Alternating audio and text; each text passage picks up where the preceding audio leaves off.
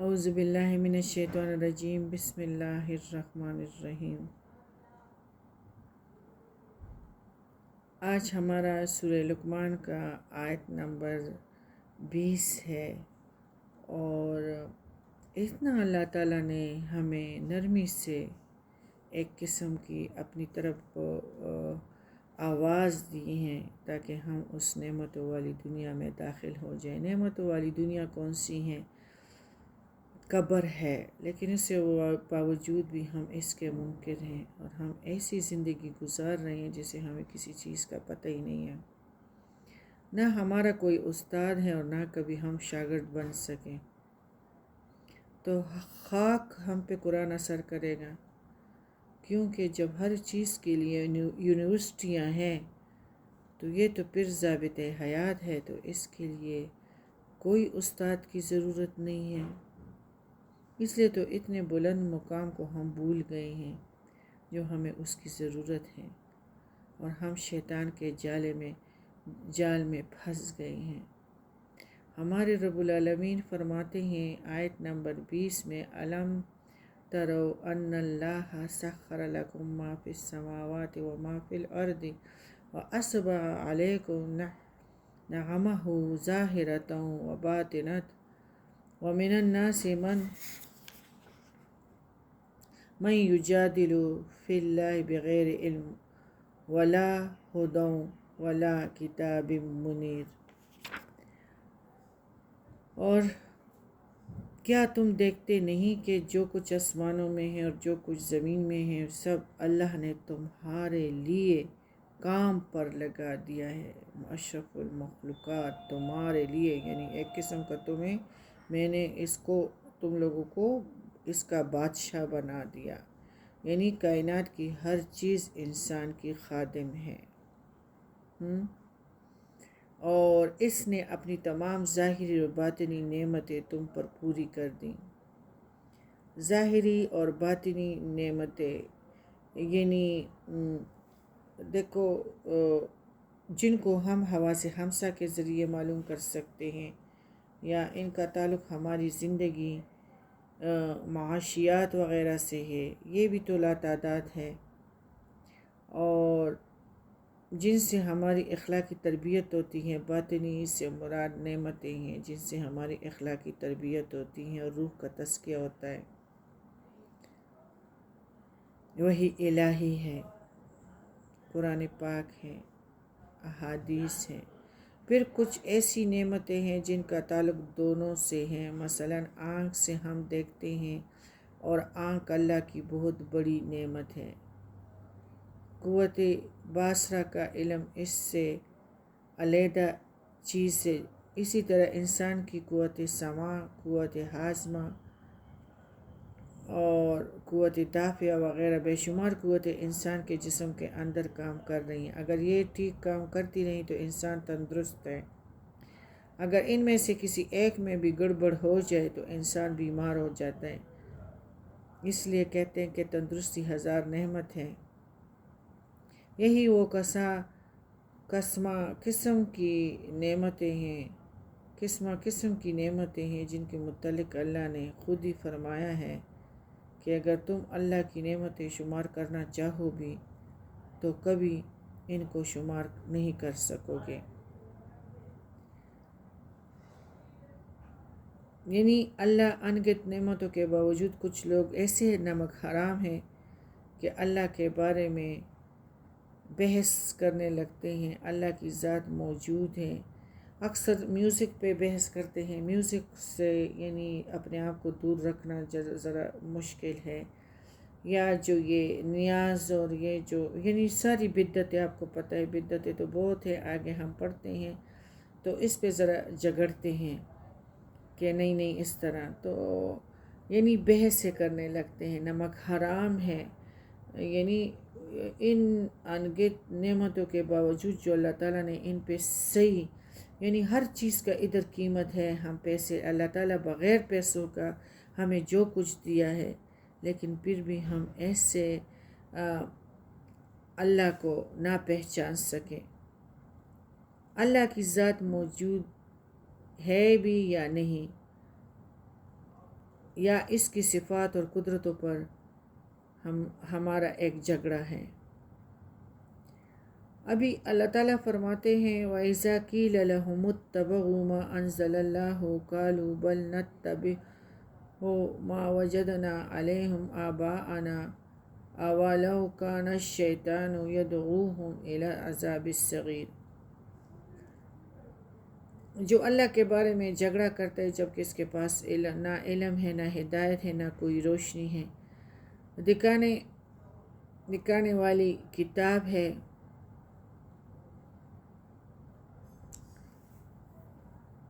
اور جب انہیں کہا جاتا ہے کہ جو کچھ اللہ تعالیٰ نے نازل کیا ہے اس کی پیروی کرو، تو کہتے ہیں نہیں، بلکہ ہم تو اس چیز کی پیروی کریں گے جس پر ہم نے اپنے آباء و اجداد کو پایا۔ کیا یہ انہی کی پیروی کریں گے خواہ شیطان انہیں دوزخ کے عذاب کی طرف بلاتا ہو؟ اللہ تعالیٰ فرماتے ہیں کہ باپ تو انجانے تھے، ان کو تو اس قرآن سے، وحی الہی سے ان کو تو علم مل گیا۔ آباء و اجداد جاہل تھے تو کہ یہ بھی جاہل بنیں گے؟ یعنی نسلوں تک بزرگوں کی سے عقیدت کی بنا پر اس غلطی کو درست تسلیم کریں گے اور اس کو رائج کریں گے، اور ان لوگوں نے قرآن شریف کی یا احادیث کی صحیح راستے کی ضرورت کبھی بھی محسوس نہیں کی۔ شیطان کی پیروی لازماً کرنی ہے، تو کیا پھر ان کا بھی یہی ہے کہ جہنم کا عذاب ہے؟ شیطان کی پیروی اگر لازمی کرنی ہے اور یہ اپنے بزرگوں کے رستوں پہ جائیں گے اور قرآن وحی الہی کو چھوڑیں گے تو یہ جہنم کا عذاب سہنے کے لیے تیار ہو گئے ہیں۔ تو اس میں ان سے سوال کیا جا رہا ہے کہ اگر شیطان تمہارے آباء و اجداد کو جہنم کی طرف لے جا رہا ہو یا لے گئے ہو تو تم بھی اپنے آباء و اجداد کی طرح پیروی کرو گے اور جہنم ہی یعنی تمہارا مقام ہے۔ وَمَن يُسْلِمْ وَجْهَهُ إِلَى اللَّهِ وَهُوَ مُحْسِنٌ فَقَدِ اسْتَمْسَكَ بِالْعُرْوَةِ الْوُثْقَىٰ وَإِلَى اللَّهِ عَاقِبَةُ الْأُمُورِ۔ آیت نمبر 22۔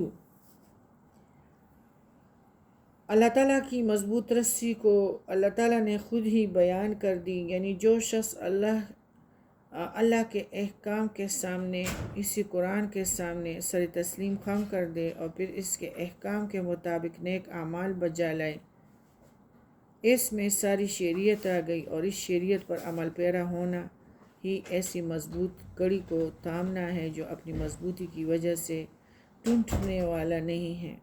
جو شخص اس کڑی کو مضبوطی سے پکڑے رکھے گا، اس کو نہ گر پڑنے کا خطرہ ہے اور نہ ہی کہیں چوٹ لگ جانے کا۔ جس طرح ہمارے سورہ ملک میں افمن یمشی مکبا علی وجہہ اہدی امن یمشی سویا علی صراط مستقیم، سر پہ چلنے سے ٹوکرے لگیں گے یا سیدھا جب پاؤں پہ جاؤ گے تو وہ اس سے بالکل سیدھا راستہ تمہارا رہے گا۔ تو سر پہ جانے کی کوئی ضرورت نہیں ہے، پھر خطروں کی بھی کوئی امکان نہیں ہے اور نہ کہیں چوٹ لگنے کا امکان ہے۔ پھر اس کڑی کو تامے ہوئے بالآخر اللہ کا بندہ پہنچ جائے گا۔ جب تک وہ کڑے کو تامے رہے گا، شیطان نہ اسے دھوکہ دے سکے گا، نہ گمراہ کر سکے گا یا دوسری راہ پر اس کو ڈال سکے گا، شیطان ناکام ہوگا۔ اللہ تعالیٰ فرماتے ہیں وَمَن كَفَرَ فَلَا يَحْزُنْكَ كُفْرُهُ إِلَيْنَا مَرْجِعُهُمْ فَنُنَبِّئُهُم بِمَا عَمِلُوا إِنَّ اللَّهَ عَلِيمٌ بِذَاتِ الصُّدُورِ۔ ٹھیک ہے، یعنی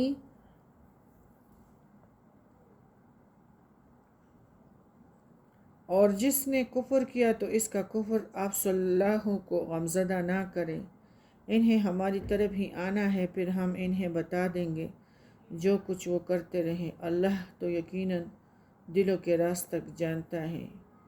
ہم یعنی جو شخص آپ صلی اللہ علیہ وسلم کی دعوت کا انکاری ہے، قرآن پاک کی طرف کان نہیں رکھتے، اور وہ یہ سمجھتا ہے کہ اس نے آپ صلی اللہ علیہ وسلم کی دعوت کا انکار کر کے تمہیں اور اسلام کو زک پہنچائی ہے، معاملہ اس کے برکت سے وہ دراصل اپنا ہی نقصان کر رہا ہے، ابدی ہمیشہ کا نقصان، جو اس سے کبھی بھی وہ آگ جو ہے جو اس پہ چمٹا ہوگا اس سے دور نہیں کیا جائے گا۔ اور آپ صلی اللہ علیہ وسلم کو اس معاملے میں آپ سردہ خاطر نہیں ہونا چاہیے۔ آپ صلی اللہ پر توکل کر کے اپنے دعوت کا کام کرتے جائیے، اور ان منکروں اور متکبروں کو، اور جو ان کے آنکھیں نے صحیح کام کیا اور نہ دماغ نے اور نہ دل نے، ہم ان سے نمٹ لیں گے۔ چند دن یہ اپنی سرکشی دکھا لیں، مہلت ہے، مزے اڑا لیں، آخر انہیں ہماری طرف آنا ہے اور یہ ہماری گرفت سے نہیں بچ سکیں گے۔ جب بھی جائیں گے یعنی آسمان اور زمین کے کناروں سے نہیں نکل سکتے۔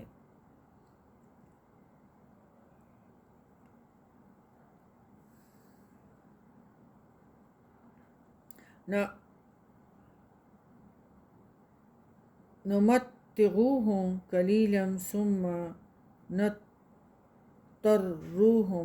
الی عذاب غلیظ وَلَئِن سَأَلْتَهُم مَّنْ خَلَقَ السَّمَاوَاتِ وَالْأَرْضَ لَيَقُولُنَّ اللَّهُ قُلِ الْحَمْدُ لِلَّهِ بَلْ أَكْثَرُهُمْ لَا يَعْلَمُونَ۔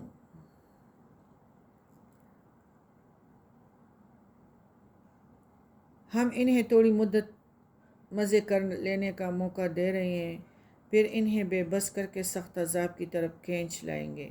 اگر آپ ان سے پوچھیں تو کہ آسمان اور زمین کو کس نے پیدا کیا، تو یہ لوگ فوراً کہیں گے کہ اللہ نے۔ آپ کہیں کہ سب تعریفیں اللہ ہی کے لیے ہیں، لیکن اکثر لوگ نہیں جانتے۔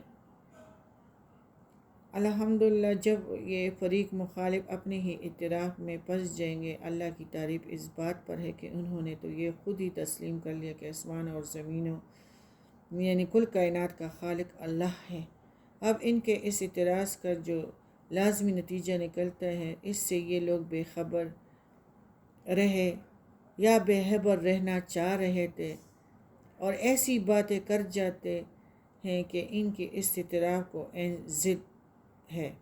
ایک شخص جب یہ اعتراف کرتا ہے کہ زمین اور آسمان کا خالق صرف اللہ ہے، تو پھر اسے لازماً یہ تسلیم کرنا چاہیے الہ اور رب میں صرف الہ ہی ہو سکتا ہے، بندگی اور عبادت کا مستحق صرف الہ ہی ہو سکتا ہے، اپنی مخلوق کا حاکم وہی ہو سکتا ہے، دعا اور فریاد بھی صرف اسی سے کرنا چاہیے۔ عقلی لحاظ سے یہ کیسے قابل تسلیم ہو سکتے کہ خالق تو کوئی اور ہو اور معبود اس کے مخلوق بن بیٹھے۔ کبھی بھی قبر میں مدفون یا درخت یا کوئی چیز جو ہے یا سورج چاند ستارے، اس میں کوئی چیز معبود نہیں ہو سکتا۔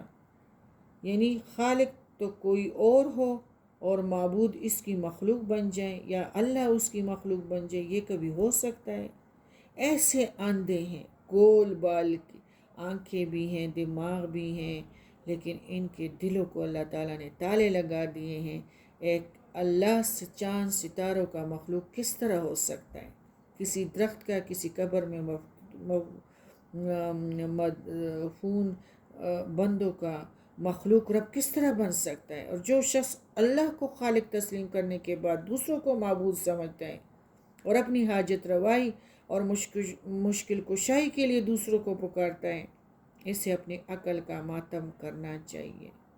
اسے اپنی عقل کا ماتم کرنا چاہیے۔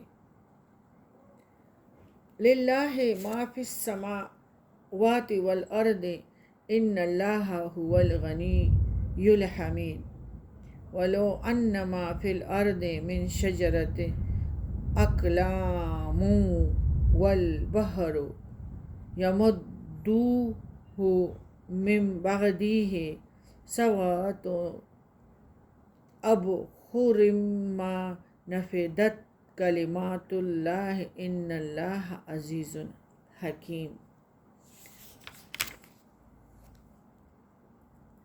جو کچھ آسمان اور زمین میں ہے وہ اللہ ہی کا ہے، اور بلا شبہ اللہ ہی بے نیاز اور لائق حمد و ثنا ہے۔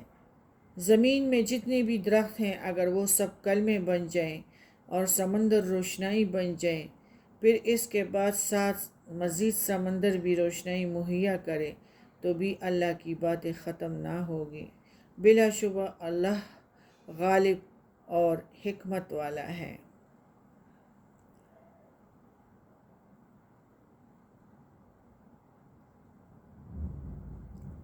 اللہ تعالیٰ ہر چیز کا مالک، اس آیات میں ہر چیز کا مالک ہونے کا ذکر ہے۔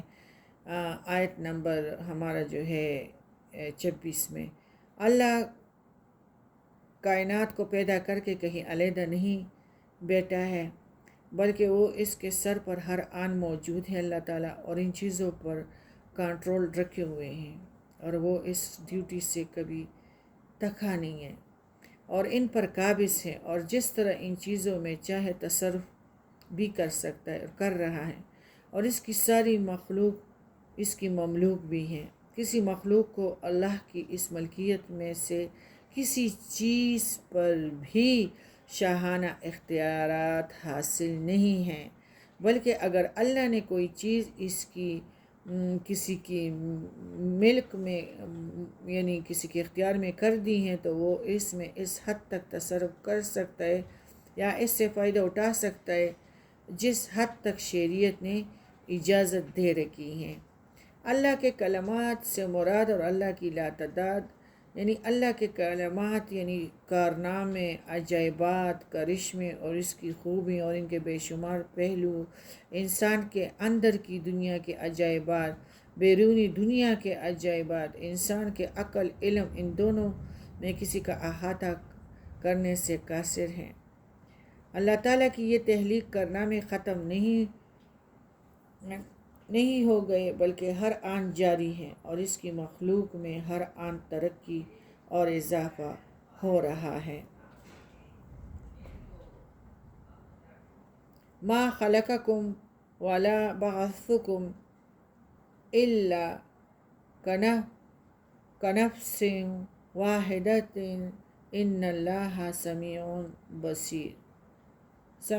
بصیر علم تر ان اللہ یولج اللیل فی النہار ویولج النہار فی اللیل وسخر الشمس والقمر کل یجری الی اجل مسمى وان اللہ بما تعملون۔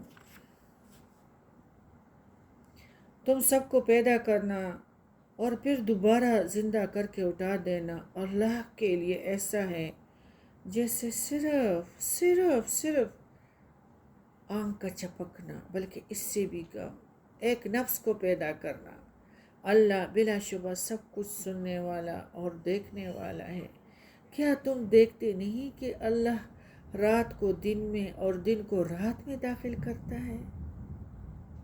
سورج اور چاند کو کام پر لگا دیا ہے، ہر ایک مقررہ وقت تک چلتا رہے گا، اور جو کچھ تم کرتے ہو اللہ اس سے باخبر ہے۔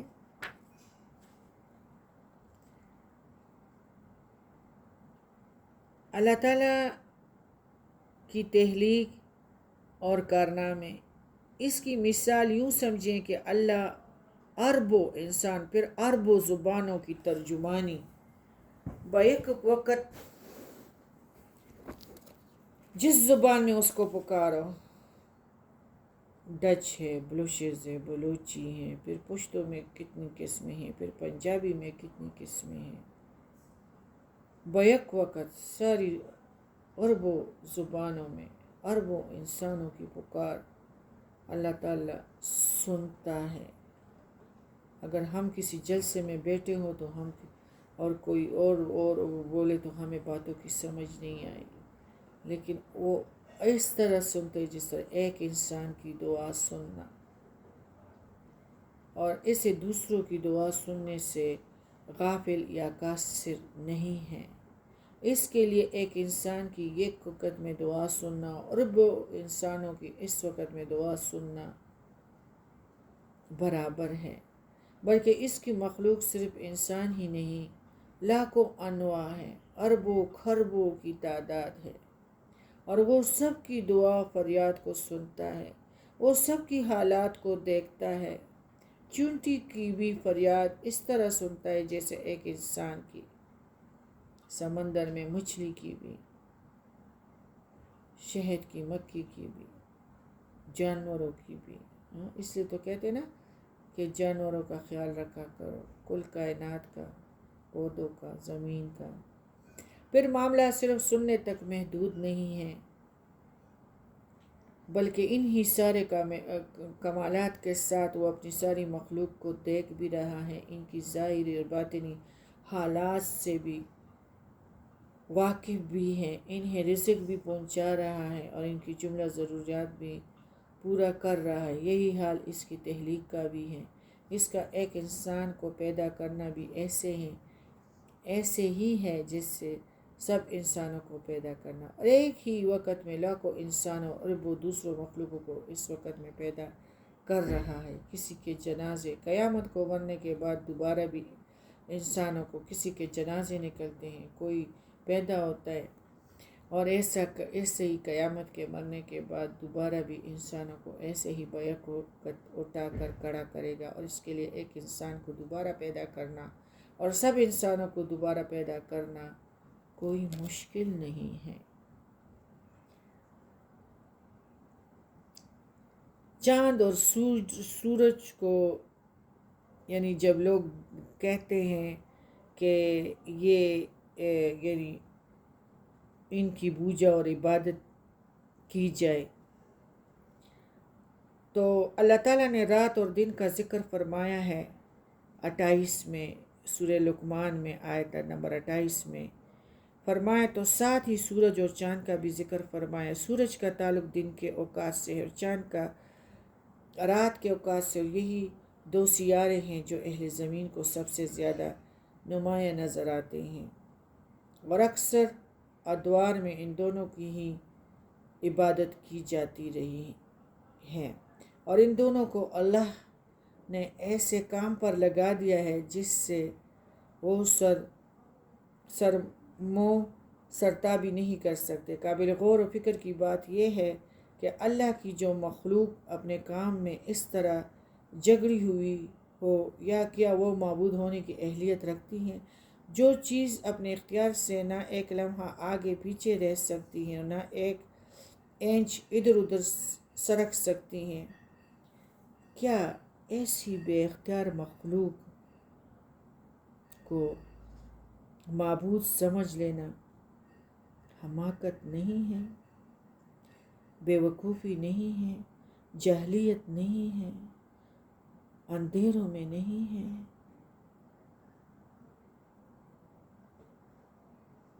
مشرکین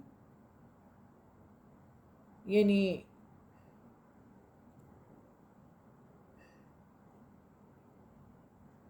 اس میں لگے ہوئے ہیں کہ سورج اور چاند کا وجود، جب یعنی اس میں جھگڑا کرتے ہیں نا سارے مشرکین، تو پھر مقررہ وقت کے بعد ان کی حرکت، ان چیزوں کی، ان کی گردش ختم ہو جائے گی، اور یہ نظام لیل و نہار ختم کر دیا جائے گا، اور اس سورج اور چاند کا وجود فنا ہو جائے گا۔ یہ چیزیں ایک مقرر وقت تک ہے، ابدی نہیں ہیں۔ اگر ابدی نہیں تو ازلی بھی نہیں ہو سکتی۔ یہ چیزیں حادث ہیں اور فنا ہونے والی ہیں۔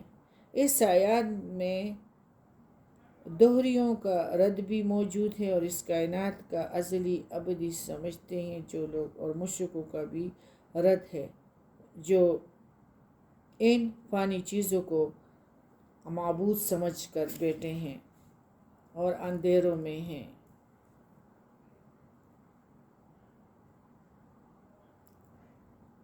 مشرکین مکہ اور ایران کے آتش پرست دونوں آخرت کے منکر ہیں۔ ذالک آیت نمبر 30، ذالک بأن اللہ هو الحق وأن ما يدعون من دونه الباطل وأن اللہ هو العلی الکبیر۔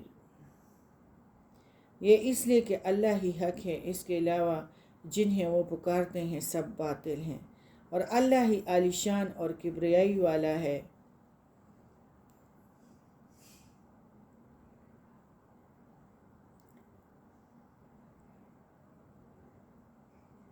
مطلب یہ باتیں کہ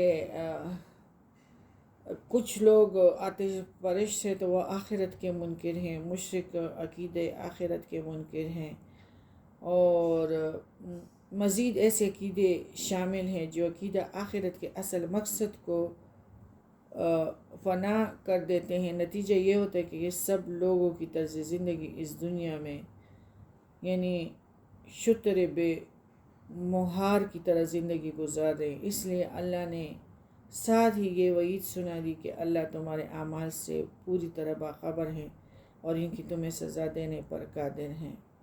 اللہ کے معبود برحق ہونے کی دلیل تو یہ ہے کہ اس نے رات اور دن کا نظام قائم کیا، اور یہ نظام قدر پیچیدہ ہے جس کے مطالعہ سے از خود یہ بات واضح ہو جاتی کہ یہ نظام کوئی کمال درجے کے مقتدر اور حکیم ہستی ہی قائم کر سکتی ہے۔ سورج چاند بھی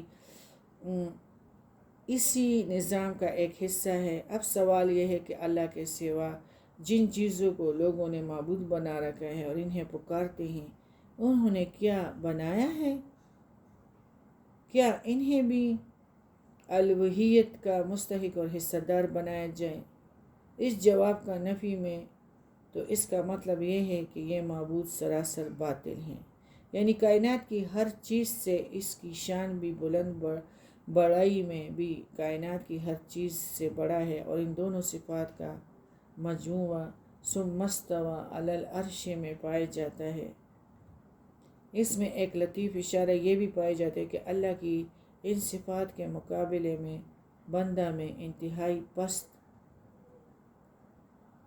اور تذلیل، یہی دراصل عبادت کا معنی ہے۔ اللہ ہی کے لیے عبادت کرنا چاہیے۔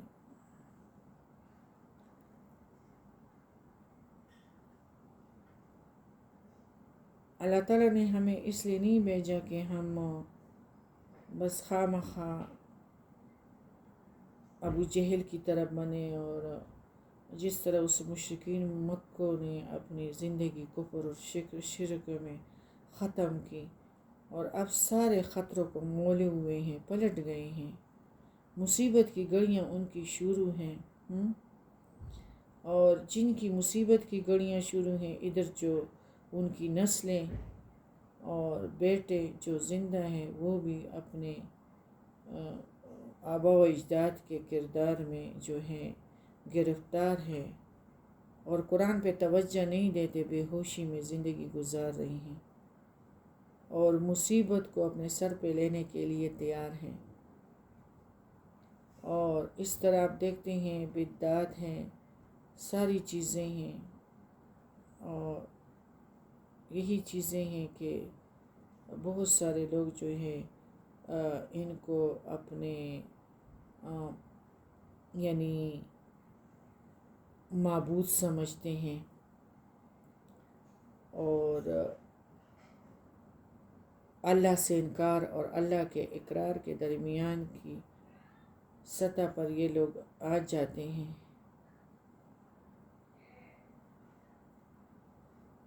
اور دوسروں کو معبودوں کو حاجت روا اور مشکل کشا پتہ نہیں کیا کیا سمجھ کے رکھے ہیں۔ ان کے بڑے بھی گئے اور اب ان کی نسلیں بھی اس شک میں پڑے ہوئے ہیں۔ سبحانک اللہم و بحمدک، اشہد ان لا الہ الا انت، استغفرک و اتوب الیک۔